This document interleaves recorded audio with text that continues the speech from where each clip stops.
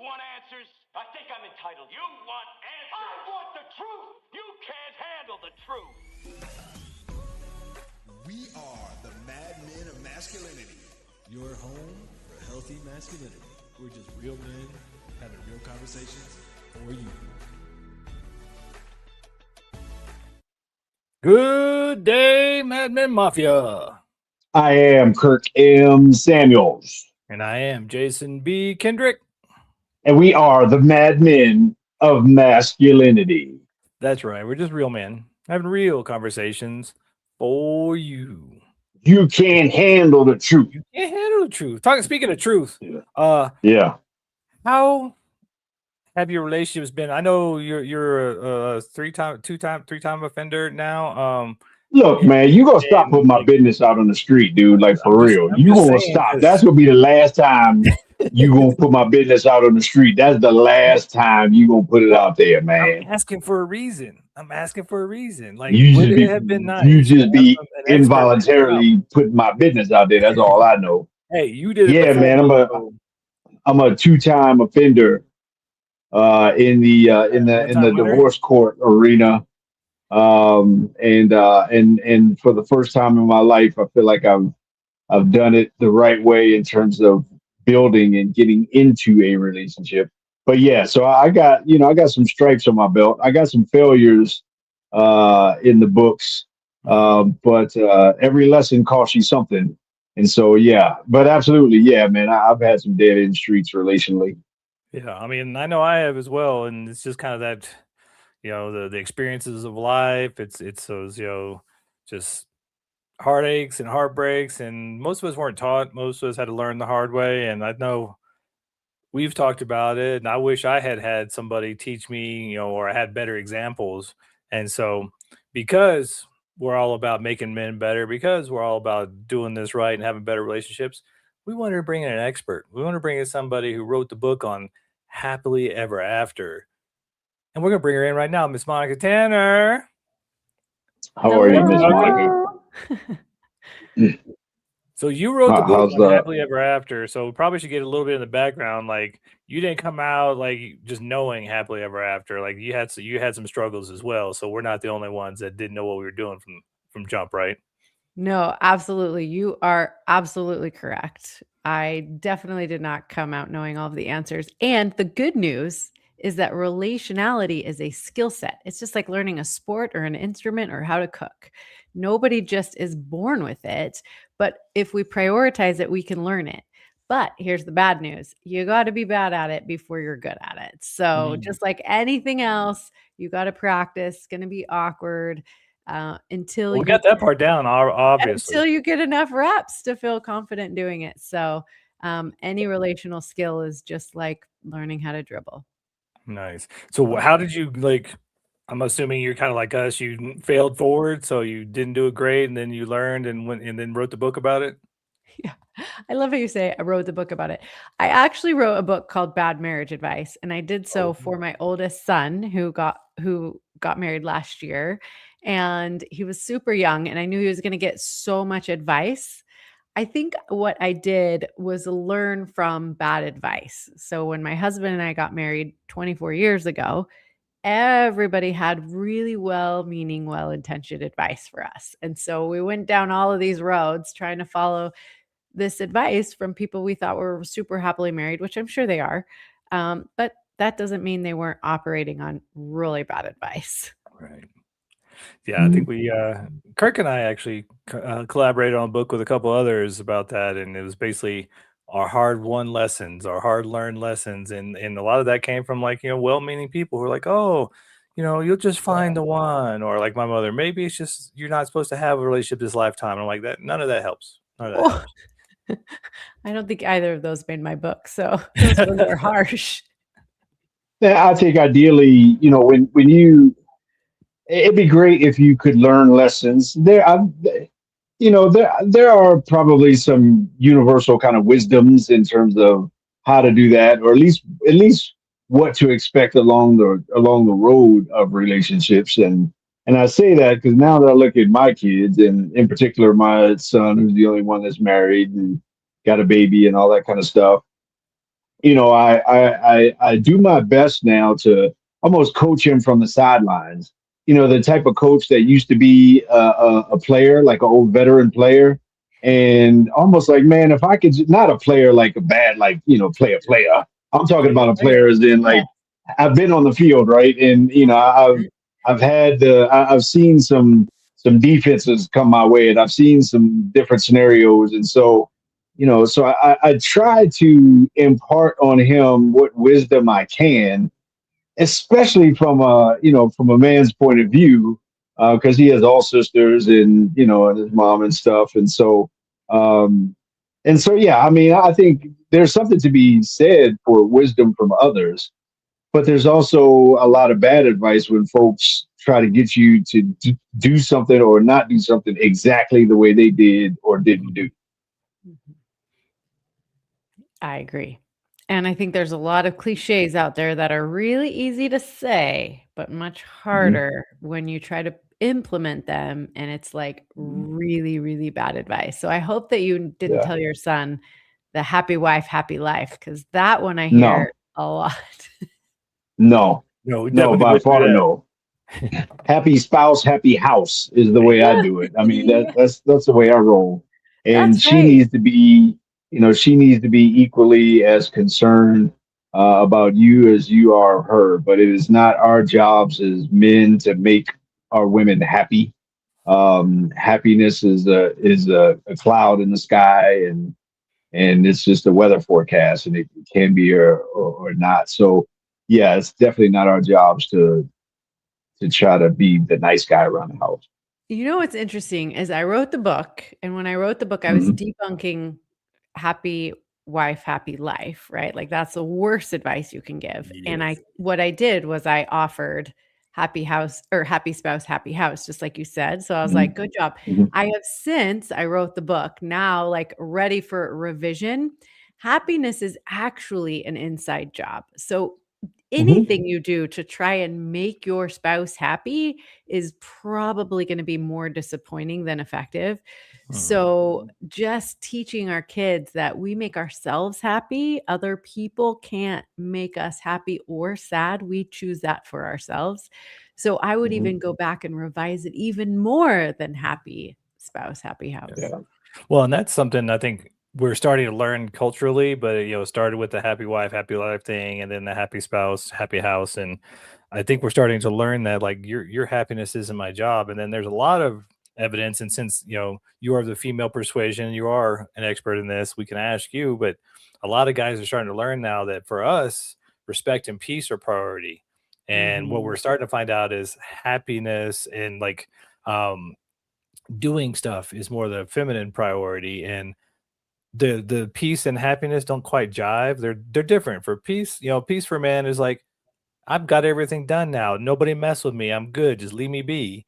And then happiness for ladies, like, what are we doing? Where are we going? What's going on? We got 10 minutes, empty on the schedule. Let's fill that up with something. And so sometimes it doesn't jive. So I wanted to ask you, like, what's your experience with that? Because it sounds like with the bad advice for marriage book, you've heard it all and probably done it all. Yeah, it's interesting to hear you say that. I think that we're all so different individual in the things that we want and need. I think the most valuable lesson that we can kind of teach people going into marriage or any relationship for that matter is that you teach people how to treat you. So if peace and respect are important to you, you teach your partner specifically how to do that. So that goes to the myth that if they love you, they'll just know. And I think that lots of us love to live in this fairy tale land where we think that the more someone loves us, the more they're just going to know what we need.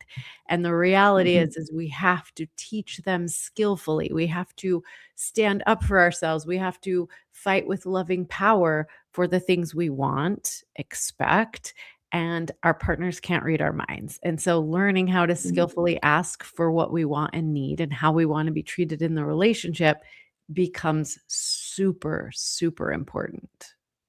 Yeah. I don't even know that happiness should be our goal or should be the goal line or the thing that we're seeking. Happiness is kind of, it's really fickle. It's kind of fleeting. Maybe if we, happiness especially in the context of relationship. And there's so many factors in that. Somebody else, there are things that other people can do to contribute to or to amplify, a good day or a happy moment. But to manufacture or create happiness, hey, that's just not even realistic. I mean, I want my wife. I mean, I just want her to do what I want her to do. I mean, when it comes, I say I don't care. You can judge me if you want, whoever. I don't care. I just want her to I just want her to make fulfill all my needs and just kind of be there and do the stuff that makes my life easier. And the reality is that's not reality.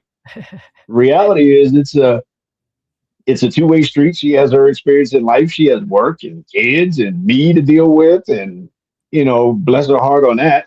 And so I can't put all of that on her in terms of, if I'm not happy, then there's something that she can do to make that happen. Happiness shouldn't even be the goal. Fulfillment should be. I think you're so right. I think happiness is a very fickle thing. We talk a lot about relational joy, and that is much longer term, much more lasting, and encompasses a lot more emotions than just happiness. So yeah, I mean, it's not your job to make your wife happy, nor is it hers to make you happy. Happiness is like we said before, an inside job, but relational joy is what we strive for. And that is created through friendship and passion and intimacy and the things that we all say we want, but we do get to learn how to create those things.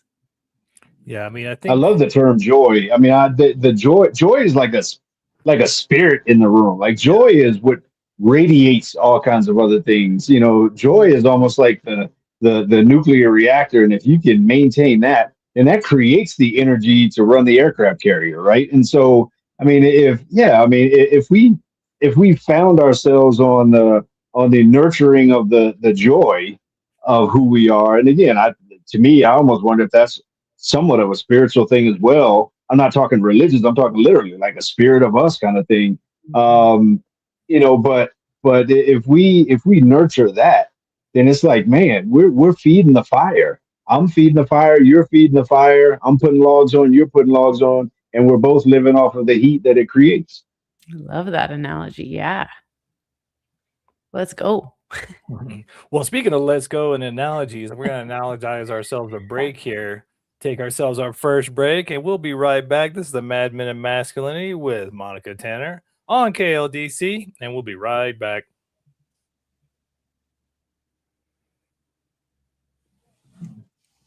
Boom.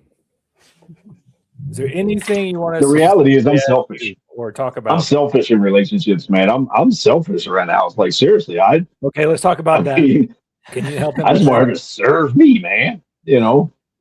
I mean, I ain't gonna lie. I mean, it is what it is. At least I know my At least you're boss. honest, At least you tell him up front. Yeah. And the Anyway, better back I to am at Monica. managing Anything my you want us to talk selfishness, the about better right I am at growing my relationship. Don't mask it. Just Yeah.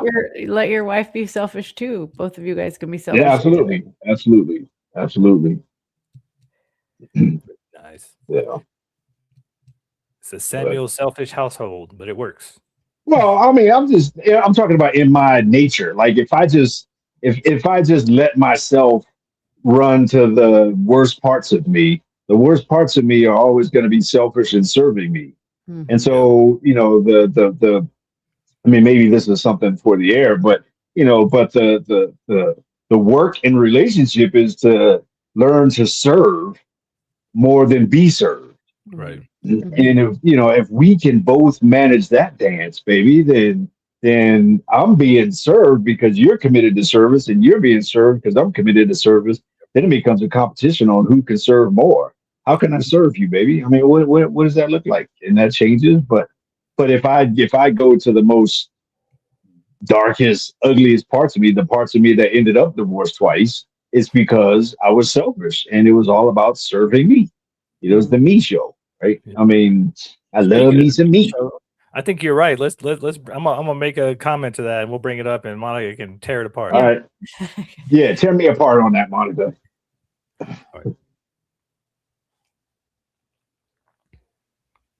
And we're back. Mad Men of Masculinity, Yeah. LDC. Kirk M. Samuels is about to get on the couch. So, what was that you said during the break? Did you be living in a selfish relationship? What? You know, I keeps it real, man. I keeps it. I don't really mean shoot. I ain't looking for nobody. I'm married already, so I ain't trying to impress none of y'all out there. But you know, when it comes down to it, one of the major uh, fatal character flaws that I've had over my life in terms of relationships is that I have been extremely selfish.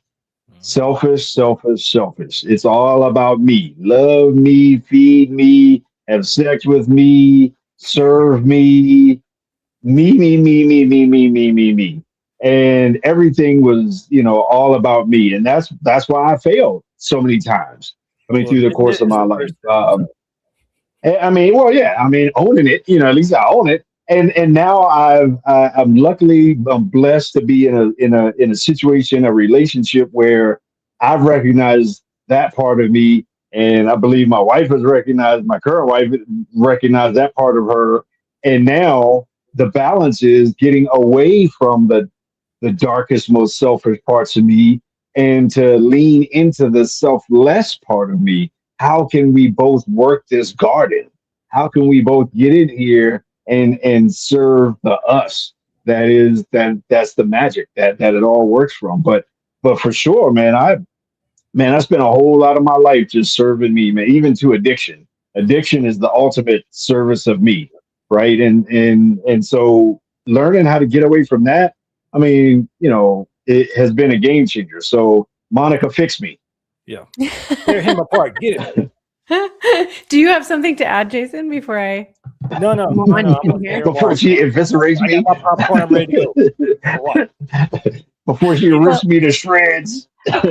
I think it's important to remember that our relationship is our biosphere. So we don't have to be completely selfless. It's like, when you think about, why do we do the things that we do? Because we live and breathe our relationship. That's what we do, right? And so if somebody throws trash on our front yard, we can take two approaches. We can just live in squalor, or we can choose to pick it up, not because we are responsible for it, but because that's where we live. And so, if you think about why you would want to serve your spouse or get out of your own way, part of it is just as selfish as anything else, because I live here. I live with this person. So does serve me to think about them and cleaning up my side of the street and picking up trash on their side of the street, even if I didn't put it there. And so, I think when we think about what makes relationship work, it's pitching in, it's that teamwork, and it's being real honest. Kirk, I appreciate how you're like, I'm super self-serving. Okay, well, how can we work with that and create teamwork out of it, right? Because when you play for a team, you've got to be aware of your role on the team, and it's different from your teammate. You might be playing offense and maybe your teammate is playing defense, and you're doing different things. But it does benefit you to listen to their perspective, because maybe they're seeing something from their vantage point. That's why coaching is so important. The best teams, the best athletes, they have coaches, because coaches can see things from a vantage point that you can't from on the field. And so, it's all so important. But if you want to have an elite team, you work together and you hire a good coach. That's what you do. Well, all right. So Kirk had his couch moments. Now it's my turn. So I'm on the opposite side almost from Kirk in a way, because I've had relationships, but I've never been married, never had kids. Mhm. And a lot of it was, I mean, it was been well over a decade now, is when I really got into personal development work and really started to get in my own psychology. It's like, oh, I'm the problem. I'm the common denominator. And so, I mean, that's like, oh, I'll work on myself for a couple of years and I'll find the right one. And then that turned into this like, just, I don't know if it's self-serving or just because I really got into it, but over a decade long kind of process of really digging into my own psychology and the psychology of others. And what I found though, now that I've kind of come to a point where I'm kind of sharing that with others, I do the men's work and write the books and stuff, but do shadow work and really trying to help others kind of with their own process, it's really narrowed the dating pool. You do a lot of work. It makes you very aware of when people haven't done the work. So what would you suggest to somebody like me who's like, okay, I wouldn't mind having a relationship, but at this point, I feel like my dating pool has gotten very, very small. Yeah. I mean, I think I would just really get in touch with your own humanity, right? Because it doesn't matter how much work you've done, you're still human. And if you want to experience that connection, that intimacy, the relationship that we're all born for, I think we're all born for connection. It's, what keeps us alive as infants, and that need, that desire for connection with another soul doesn't go away as we age. I would say I would really think about, be the partner you hope to find, and have faith that you will attract that type of person. I think that we naturally attract people who are at the same level of emotional development as we are. So when you find that, I would hold on to it. And I would also, just make space for their humanity along with your own. Yeah, I mean, that's been kind of the spot I'm at. Is like, I want to be so happy on my own and as good as I can be, to the point where either that attracts the right person or I'm good either way. But, I'd much rather like to have somebody there. But I think that's kind of God's joke. As soon as you're good on your own, he's like, here you go. I like this now. There's somebody for you. Is it God's joke, or is it our desire to connect with others? Could be both. How God got humor. Oh, I think she's out there, Jason. I think you just got to open your heart and she'll. You mean I got to go outside? She's not showing up at the door. What? I can like DoorDash everything else. What the hate? Ooh, that might be a problem. Jason's so selfish, man. I don't know. It'd be hard for him. I don't know. What are you trying? He's all about on me now. I am. Okay. I just wanted to judge you for a minute, just because I felt judged a minute ago. I know. That's all. I know. You get sensitive. He's sensitive. He got that hard outer shell, but he's inside. He's all marshmallow. You got to take care of yourself. Exactly. You got to take care of yourself before you can take care of anyone else. Yeah. Yeah, you gotta love yourself. I mean, this is not directed at you, Jason. I'm just talking about just in general. You gotta love yourself before you can love somebody else too. Oh, yeah. So many of us in this world genuinely don't love ourselves. We don't love who we see in the mirror, and so therefore, we find ourselves repelling the idea of love subconsciously, because we don't love ourselves and we don't think we deserve love. I mean, I'm just talking places at least I've been in life. And so to be able to get to the point of loving who you see in the mirror and recognizing that what you see in the mirror is a work in progress, is a healthy place to be. There's a difference between self-love and love of self. Self-love is like, okay, I mean, that's a healthy kind of holistic thing. Love of self is narcissistic, but being able to be in a good, healthy place to provide that, to not only, receive love or give love, but also to receive love, because it's very hard to give it if you can't receive it. That's just life in general. And how many people can't receive gifts? They feel bad for receiving a gift or something. And it's like, dude, I mean, you're selfish in giving gifts if you can't receive gifts. Truth. Yeah. I feel like he's talking to me, man. Preach. Well, I mean, if the dog that howls is the one that the rock hits. But yeah, again, I can only speak from not only my experience, but then as I've lived life long enough and even lived around and amongst and worked with other people in relationships and all those kinds of things. There's a lot of commonalities, and there's a lot of the same road signs along the way. One of the things that I may not have perspective of, Monica, that I'm hoping that maybe you can provide some insight to. You mentioned, being married for 24 years. I was married for 16 years, but to 3 different people. But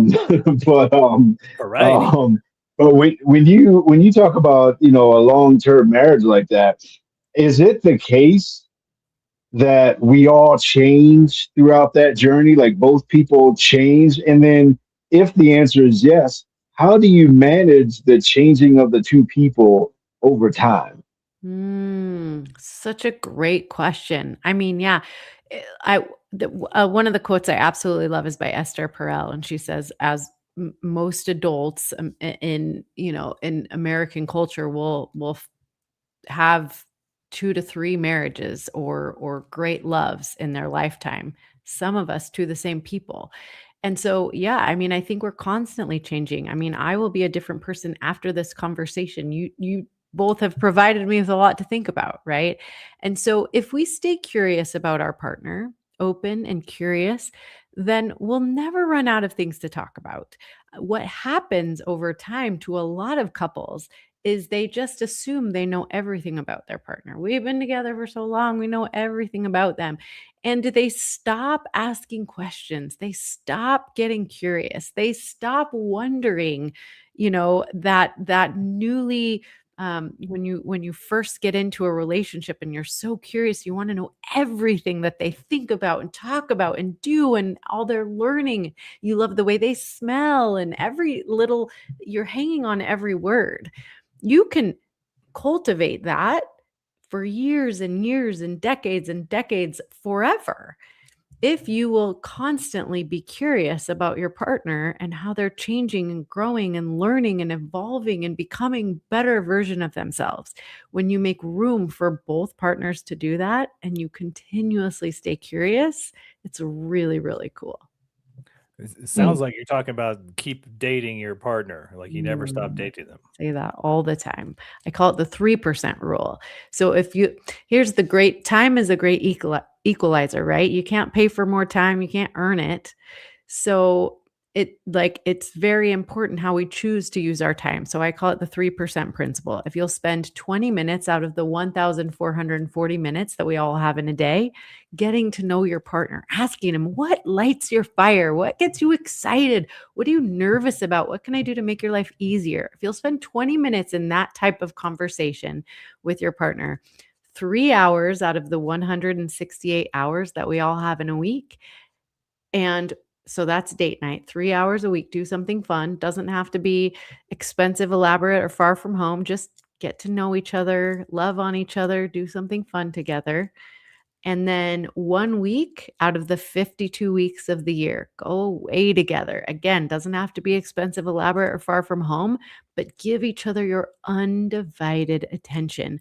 Dream together, talk about what's going on in your life. What do you envision for your future together? If you will do that, that's 3% of your time. You will be able to stay connected and stay friends. Wow. Okay. On that bombshell, we're going to take ourselves a 3% break because we're going to need it. We'll be right back. We're the Mad Men of Masculinity. This is KLDC. That was a great what's the word? It's late in the day. A great segue. Segue. Yes, that was the word I was looking for. Segui. Segui. I love this stuff. We like our seguis. Yeah. I think I'm gonna have me a Thin Mint on that one. That was so good, Jason. Man, you did a great job of that. That was good. That deserves a Thin Mint. Thin Mint. What happened to your peanut butter? He earned it. He's working his way through the Girl Scout cookies. Dude, Thin Mints. I joke with him. Have a little sprinkle of crack in each one. I'm convinced. Well, they do sell out. Them little green girls be out there putting a little crack in them Thin Mints, boy. Doing it up. I'll let you bring us back in, and you can have. Okay. I know you got something you want to. I got a great question for you, Monica. Yeah, I knew that. I got a man question for you. Let's go. All right.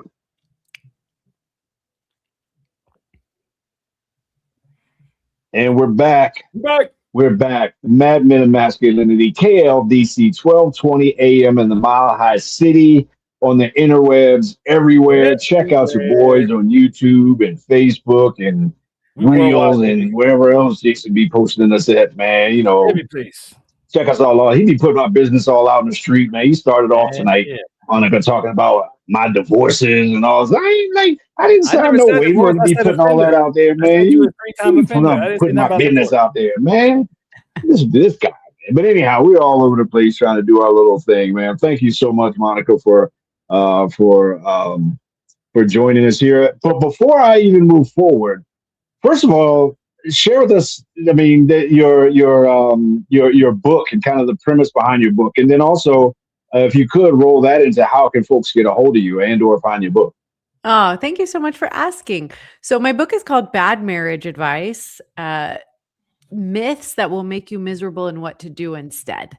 And I wrote that book for my oldest son, who called me one day last year and said, "Mom, I've met the girl I'm going to marry and I'm going to propose to her next month." And I was like, whoa, kind of panicked a little bit. Like, have I taught you all the things you need to know? And so I sat down to just write him a little note from my heart to his, like, here's a few things I'm thinking about. And it turned into a book. So I did publish this book and dedicated it to him and his wife. They are so amazing. They're, starting out exactly the right way. And so that's how that book was born. It's just, I really thought about, here's all the well-meaning advice that people are going to give. And here are the communication skills that if I could teach any type of like driver's ed for married couples, this would be the curriculum. So that's what's in the book. If you're interested, you can get my book. You can get free resources like my podcast and all my social media stuff on my website, monicatanner.com, as well as get a hold of me to see if we're a good fit to work together. I mostly work with couples, and yeah, I absolutely love what I do. I help couples. What kind of work is it that you do with couples? Like, what would that look like for couples? Like, what kind of work is that? Just relational kind of stuff, or what does that look like? Yeah, so I'm certified in relational life therapy. So that's the modality I use to work with couples. And I basically take couples who are resentful, are feeling in roommate syndrome, are feeling otherwise dissatisfied with their marriage, and I help them love their relationship again. So we do relational skills, we learn about the dynamic that they're in, we do some inner child work. It's all very beautiful, very spiritual. It's a huge honor to be able to walk with couples through their biggest challenges. And I would assume you're able to do that remotely. I would assume people don't have to like be in your city wherever you are. No, I do all my work over Zoom, and then I do offer some intensives, which are 3 days working with me, and I will either go to the couple or the couple will come to me. We do those in And person. where are you located? I'm in Boise, Idaho. Oh, I was just in Boise a couple weeks ago. You know, right. Lucky. What were you here for? We don't. I had to go meet with Bureau of Land Management. Don't worry about it. It's Oh, that it's sounds not very fun. I was exciting. only there for a few hours, but Oh, well, no, Boise is it was amazing. a good Next time. time you're here, let us show you around. No, awesome, will do. So I got a guy question for you. All Uh-oh. right. I mean, we are the Mad Men Gentle. of Masculinity. We're unapologetically speaking from a male point of view. And in that context, we like to learn and we like to hear perspectives and we like to grow in our masculinity. And some of that is learning about femininity and learning about women. Right. So, in terms of advice, from a woman's perspective, a woman that that has been in a long-term marriage, I mean, what kind of things, advice, if you will, would you share with men in terms of perspective with women? And I guess where I'm coming from more specifically is, when I got married to my wife, that was a knee replacement, back fusions, postmenopausal. That was all that ago. And so she is changing. She is a different person. So am I. But in my effort to relate to her, what kind of advice would you provide me to help me relate to my wife on an ongoing basis? Oh man, I have two things. Well, I'll try to make them really brief. The first one is I have learned in a lot of interactions with men that men like to be right, and sometimes your need to be right as a man will land you in the butt of an elephant. So let me explain. it is such a beautiful thing to be married to a woman, somebody who is different than you, who sees the world differently. And you might think that's so annoying. If she would just do this like I do it, or if she would just think the way I think about this, life would be so much easier. But what I'm telling you, the danger is of that position is that you could get stuck looking at the butt of an elephant for your whole life. But if you will accept influence from your wife, somebody who is different than you, somebody who has experienced the world and has a different perspective than you are, she could be looking at the front of an elephant. And together, if you will reorient yourselves and value and respect each other's opinions and positions, you will be able to see more of this majestic animal. But if you insist on being right and insist on doing it your way, regardless of how she feels about things, you will be stuck in the butt of an elephant. Hmm. So Well, that's since all number the guys are one. thinking it, what if she's wrong though? Women are never wrong, Jason. Yeah. Shut up, But Jason. that does bring me to number two. And this is the sentence that we've been breaking apart on my podcast all year long. So we're only in the 4th month, but we're learning about this sentence, which is having compassionate curiosity for your partner's subjective reality. Now, that's a lot of big words, but it really is what you just said, Jason. It is in relationship, who's right and who's wrong. The answer is who cares? There are two subjective realities. There always will be. There is no one right. There is my truth and there is your truth, my experience and your experience. And so, if you will have compassionate curiosity for your partner's subjective reality, which is different than yours, no two people can ever see things exactly the same way, then you will be on like the right track. You will find that relational joy. You will be able to work as a team, valuing both your perspectives, if you will have compassionate curiosity for your partner's subjective reality. So, if you want to follow along my podcast, you'll get more insight into really what that means and what it looks like. I mean, it just looks like having the curiosity to say, 'cause one of the things we talked about, and we've talked about a lot before, is how there's the two most important questions in relationships is, what I heard you say was, or what did you hear me say? And I think that goes along with that kind of compassionate curiosity. Like we're not even speaking the same language half the time. So what I think I said and what you heard are two different things. And so it's like clarifying that a little bit is probably a smart thing to do. Yeah, that's real. Or just tell me more about that.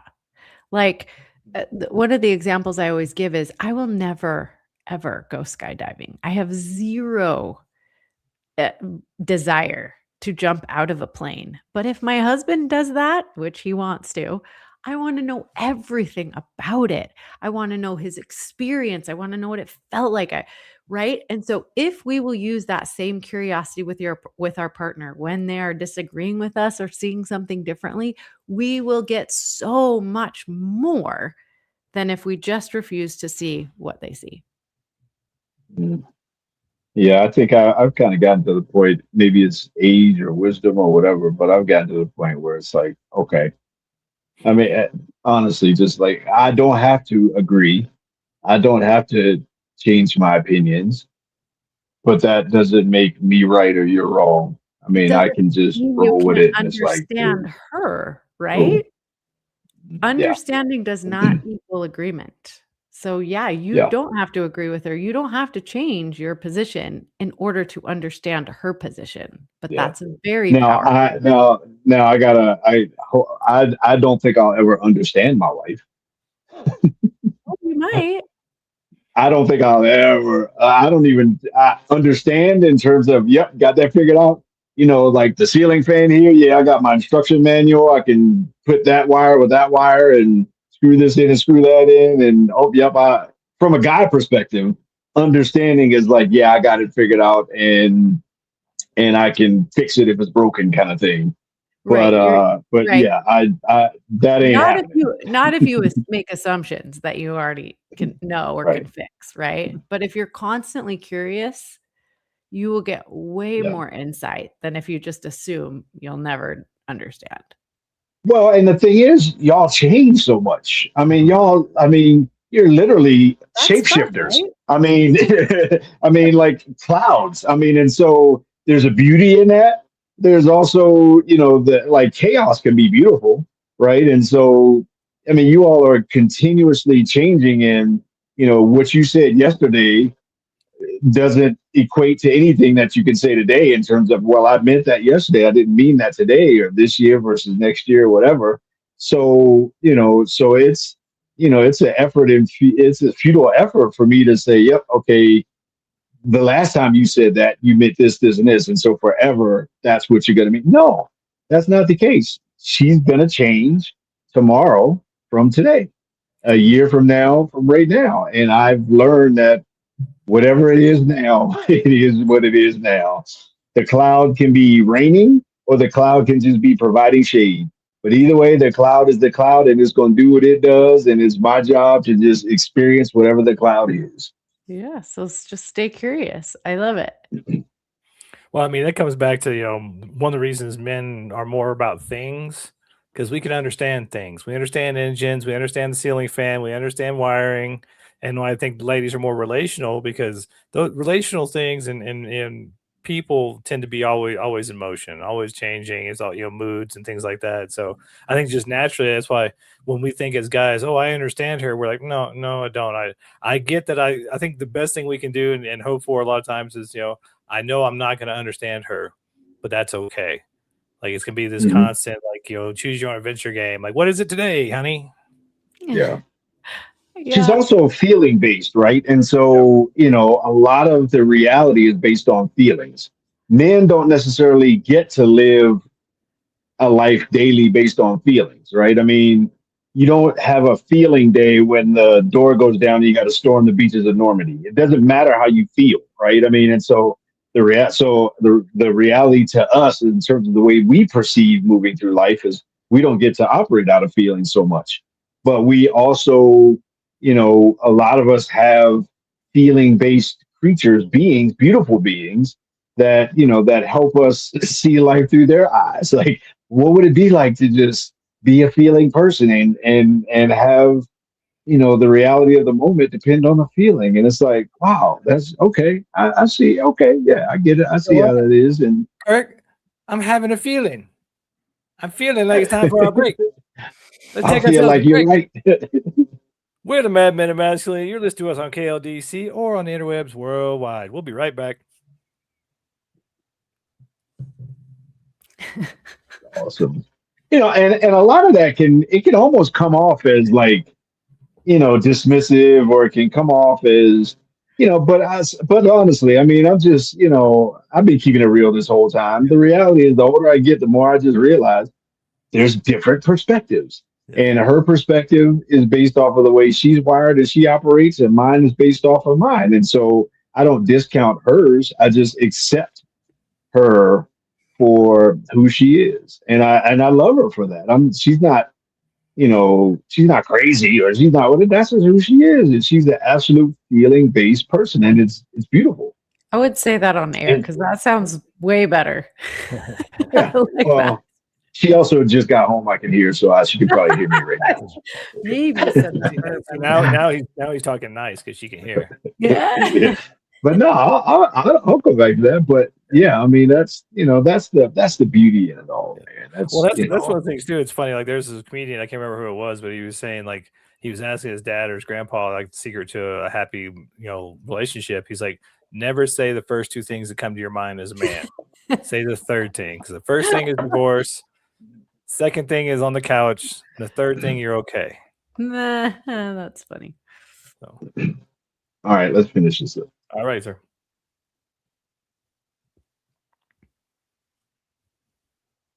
We're back. Fourth quarter time. We're back. Fourth quarter time here. Bringing it down the home stretch. We're folks, we've turned the fasten seatbelt sign on because we've begun our initial descent into our destination, and we're going to line up with the runway and bring this thing home. Thank you so much, Monica. Where we kind of left off, and this is kind of where, this is where I was at during the break.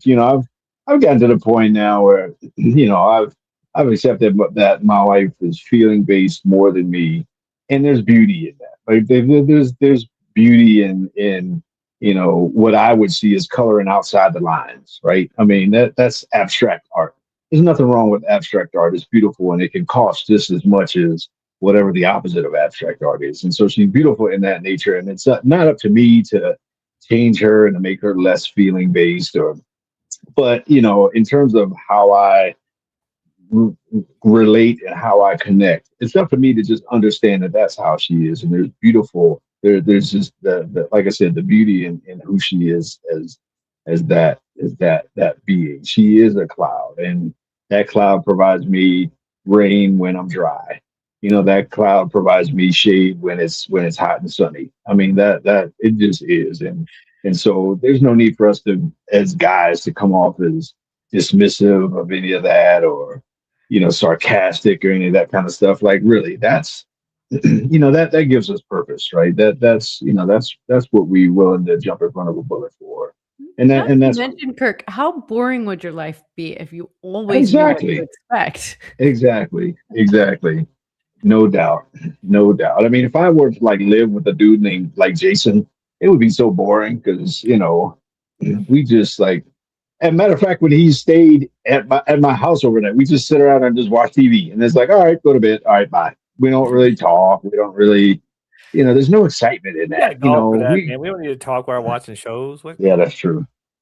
So, yeah, you're right. In terms of, there's no excitement, in that whole thing, and so, yeah, as guys, I think we get to that point, especially in relating to the women in our lives, especially in the context of marriage or committed relationship, and then we're in a great place. We just understand and just accept them for who they are, even if from a guy's perspective we can't understand it. Doesn't matter. We don't need to what we would call understanding it, but just accepting her for the way she is and Well, recognizing that there's beauty. and that point brings up a question because there's something we've been dealing with for several years now that we've had to talk about quite a bit is the masculinization of a lot of ladies Mm. being in the business world and kind of being pushed out of the natural motherly feminine kind of nurturing nature. They're out there ball busting and making deals and bringing home the bacon and they're in their masculine. And most men would rather be in their masculine and have their lady be in their feminine. How do you, as someone working in a relationship, work with a masculinized woman? Yeah, well, I think that there are no rules anymore. Modern marriage just looks different, modern relationships. And so it's a constant need to renegotiate. And I think as long as you're communicating how you feel about all of it, I think that it is possible to coexist, whether you're living in the traditional roles or you're writing your own. I think our happily ever after love stories look different now. And I think it requires a lot of us, both as men and women, for men to get a little bit more in their feminine and maybe women to get a little bit more in their masculine. I think it's a beautiful process. And I think if we'll stay open to it, and keep communicating and keep renegotiating, we'll get to the finish line. But Well, but that's something. I but mean, certainly we'll have more respect for each other. yeah. And I think that's the goal. Well, and I think that's one thing as Kirk and I kind of coach quite a bit is that, teaching guys how to help their woman in that transition. Like come home, get her some wine, get her in her slippers and her PJs, let her put her hair back, like help her transition out of the masculine so you're not like fighting with each other because you're both in your masculine, you're not butting heads, like help her transition back into her feminine so she can relax and become feminine and you can be in your masculine and take care of her and caretaking. But it's like you said, it's a new world out there. And so we got to be very adaptive. Yep. One thing that I've noticed in not only interacting with my wife but having a conversation with other women as well is that there are a lot of ways in our culture that forces women into doing so much and having to do so many things. And most women appreciate a man that can respect the fact that she can do anything and everything, but making it so that she doesn't have to do everything and allowing her to be more than do.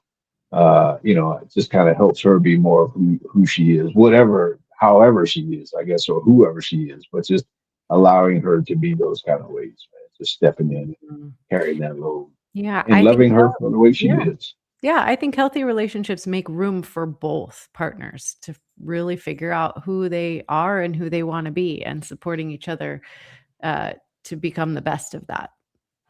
You hear that, ladies? Both partners. It ain't just about you, guys. Selfish guys. It's not just about you either. It's about her too. About having a balanced relationship, finding the harmony in the masculine and feminine, finding the polarity and working together. I know for a lot of times, you start off and you're like, well, she's got to be this way and it's going to be like that and it's my way or the highway, and you find out real quick that don't work.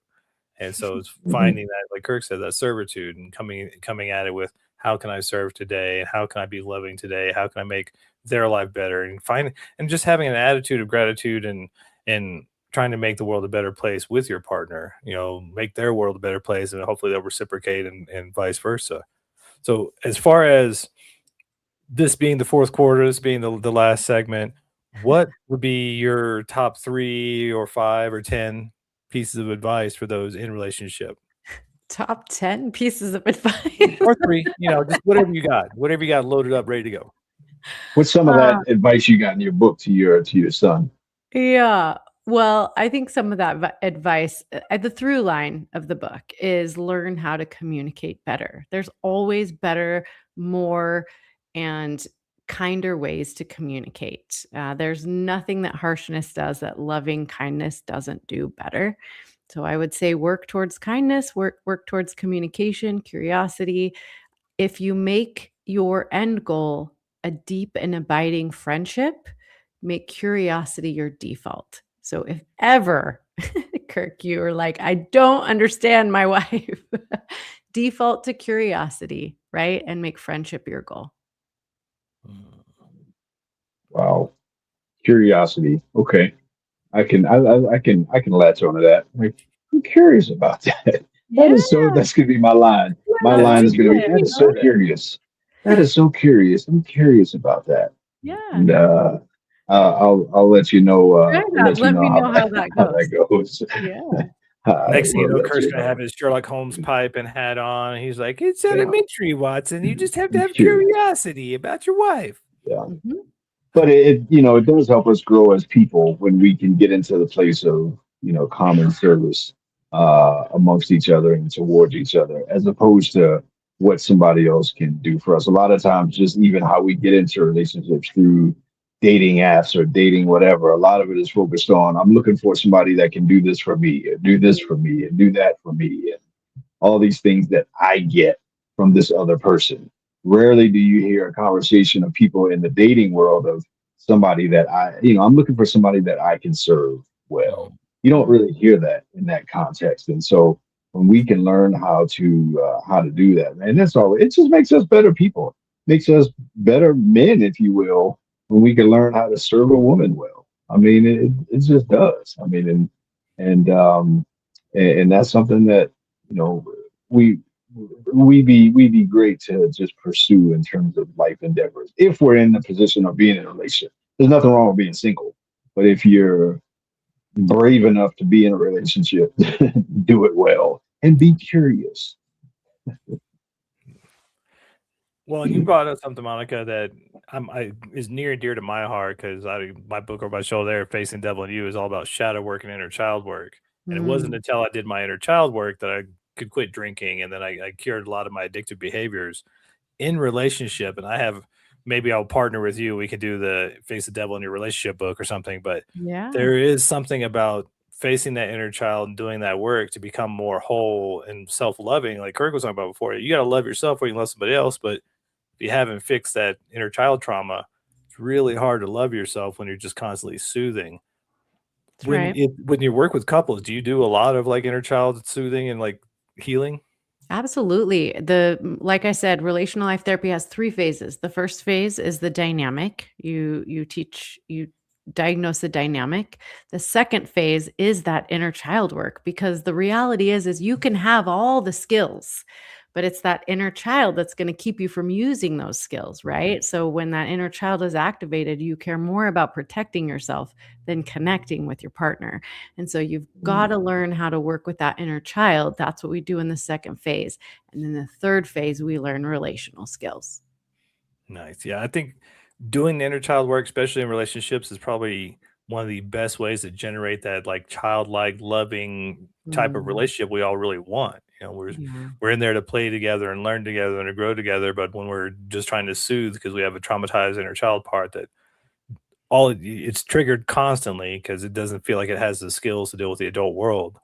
And you see that play out so much in relationships where they're just constantly triggering each other and having temper tantrums all over Walmart. It's just like, come on. You're right. We're wounded in relationship, therefore we heal in relationship. It's so important. Yeah.